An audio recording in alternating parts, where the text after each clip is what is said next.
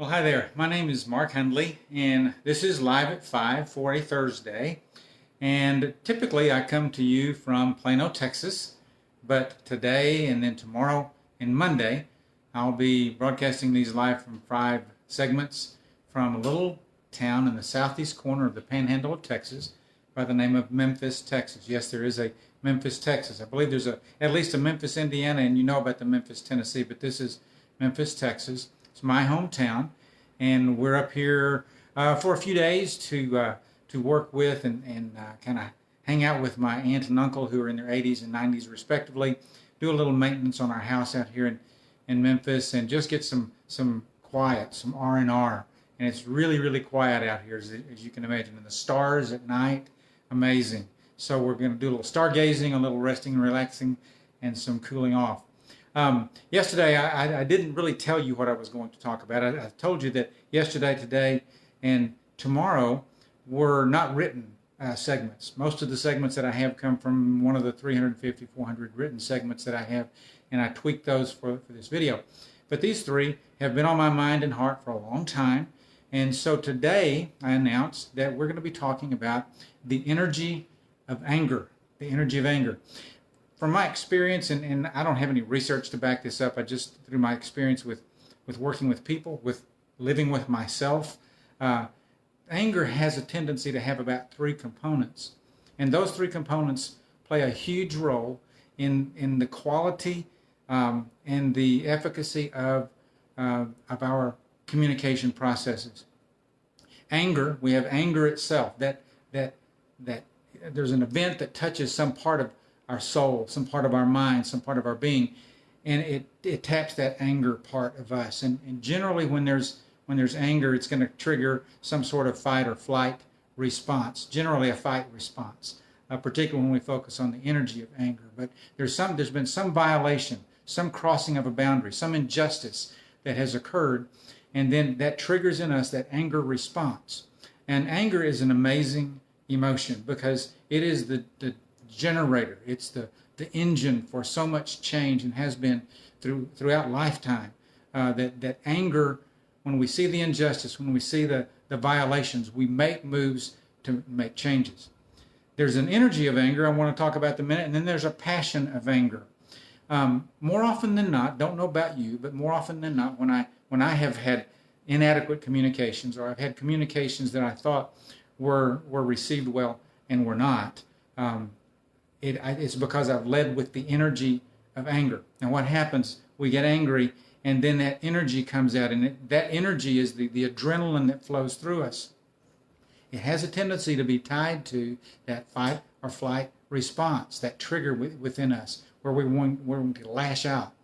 When we drop into that reactive mode, and we start speaking from the energy of anger, many times logic takes a back seat or takes a vacation.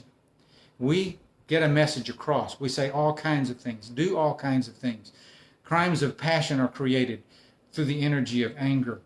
And when we are coming at somebody from the energy of anger to get our point across, we've been violated, we're upset, we're angry, we're frustrated, we want some change, then what happens in the receiver, more often than not, is their fight, flight, freeze, or faint response is triggered, and then they start either backing up or they get in our face as well. So we have 2 people throwing energy at one another, kind of like a Star Wars battle. We throw energy at one another, and we think that we're communicating when all we're doing is throwing energy at one another. Sometimes the receiver of a message that's wrapped up in the energy of anger will do everything he or she can to placate and calm the situation down. And so what that means is, on the receiving end, is if I can just calm things down, then everything will be okay. He'll think he's heard. He'll think I get it. So I'm going to calm him down and everything will be okay. That happens. We get to calm down. So the receiver has gotten what he or she wants. Peace. No more threat. No more spitting of spittle droplets in the face because I'm coming at you with the energy of anger. The sender of the message at some level believes that the message has gotten across. And so what they do is begin to expect something to happen as a result of that angry outburst, because it was so vociferous, so powerful. Okay? Later on, change hasn't occurred. Maybe the receiver has forgotten all about the situation. Maybe they walked away and said, wow, that's great. Don't have to worry about that anymore. The sender of that message expects something to be done and nothing is done. And so that gets buried. The experience on both parts are buried. The anger still exists. It's still seething. It's still bubbling. We're still anticipating and waiting for someone to do something about that message that I delivered because I felt like I did such a good job. The anger is still there. Well, what really creates, I think, change when there's been a violation or when there's been an injustice or when there's been something that is wrong that needs to be corrected, those kinds of things come from the passion of anger. The passion of anger is sustainable. It moves forward over long periods of time, and it keeps the message fresh and clear and persistent in those who will hear it. It's easier to hear an angry message if it's delivered from the passion of anger. Hold on to your anger. The Bible says, in your anger, do not sin. So it doesn't say anger is bad. It doesn't say that it's a sin. It says, when you're angry, avoid the sin. Avoid the boisterous. Avoid the barrage of the energy of anger. Go do something with the energy of anger. Here's a couple of suggestions. When you see a violation, when you've experienced a violation, when you see an injustice and it triggers that anger response, the very first thing I suggest that you do is find a way to drain away the energy of the anger so that the message that is tied to the passion of your anger can be heard. Go take a walk. Do some breathing. Go punch a pillow. Run. Go lift some weights. Do something to get the energy of the anger out. And then come back and look at the person or the people in the eyeball and say, you know, what just happened causes me to be extremely angry. I'm not satisfied. I'm not excited about what's going on because of what took place and what you did or what you said or what you failed to do. And I want some change. And here's some things that I want changed. And here's some solutions that I have. And I want us to sit down and do something about that. And I'm going to be on your doorstep. Get ready to see me every week until this is changed. You see how that's an anger response, but it's driven by passion rather than energy? That's at least the way I see it. I really want to encourage you. Pay attention to what takes place when that anger response is triggered. Pay attention to where the energy is coming. Is it from your gut, from your heart, from your brain, from your back, from your shoulders? Do you want to hit something, run away? Do you want to hide? What is that energy?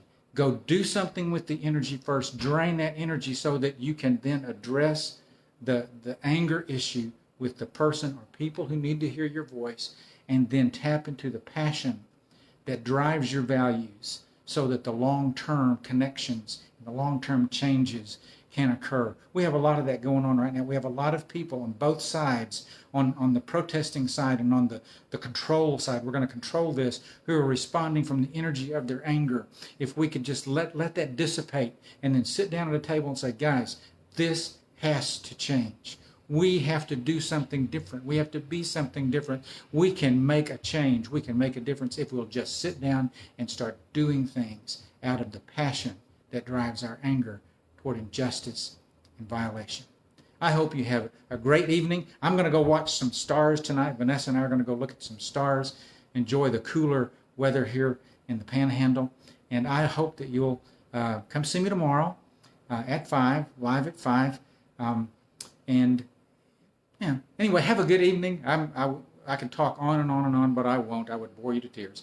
But I'm going to let you go. Come see me tomorrow at 5. I look forward to it. Have a good evening. Peace.